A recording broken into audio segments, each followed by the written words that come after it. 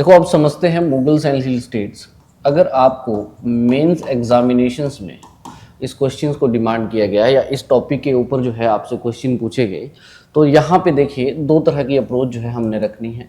आपसे किस तरह का क्वेश्चन पूछा जा सकता है, एक तो मुगल्स और हिल स्टेट, ठीक है, इनके ऊपर सीधा सीधा सा रिलेशन आ सकता है, या फिर आप ये कहें तो सेपरेशन के ऊपर जो है वो आपसे क्वेश्चन पूछा जा। सेपरेशन का बोलने का मतलब यह है कि मान लीजिए मुगल्स और कांगड़ा आपसे पूछ लिया, ठीक है, मुगल्स और चंबा आपसे पूछ लिया, मुगल्स और सिरमौर आपसे पूछ लिया, ठीक है, मुगल्स और शिमला हिल स्टेट्स जो है इनका रिलेशंस आपसे पूछ लिया। इसका मतलब क्या है कि एक तो आपको क्वेश्चन मिलता है कि मुगल्स एंड हिल स्टेट का रिलेशन बताइए।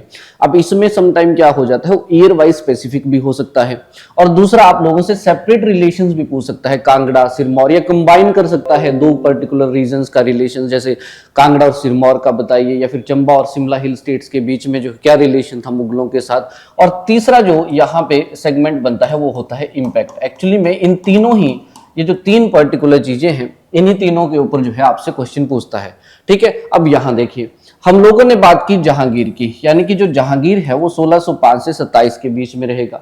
अब 1605 में जब वो गद्दी पे बैठेगा, अब देखो इसका रिलेशन प्री के लिए मैंने सारे फैक्ट बता दिया आपको कि कब कब जैसे जो है उसने क्या किया, कांगड़ा के किले को कैप्चर किया, राइट, कैसे किया, वो सारी चीजें हमने देखी। लेकिन जब आप मेंस पॉइंट ऑफ व्यू से देखेंगे तो आपको उस पूरी कहानी का क्या निकालना है, एक क्रक्ष निकालना है।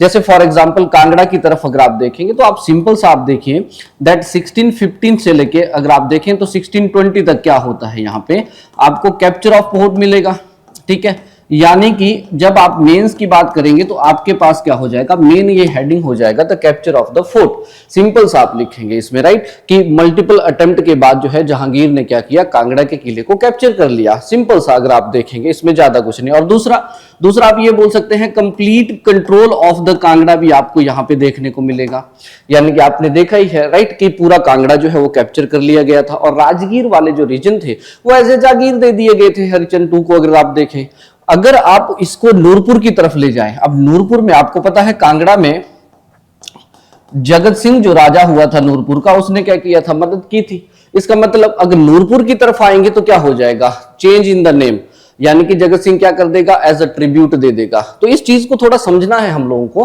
कि जब भी आप मेंस की बात करेंगे तो मेंस में क्या होता है, ये चेंज हो जाती हैं चीजें, राइट। तो जो कहानी होती है वो कहानी नहीं लिखनी है, उस कहानी का क्रक्ष क्या है उसको एक्चुअली में आप लोगों को जो है वो यहाँ पे मेंशन करने की कोशिश करनी होती है।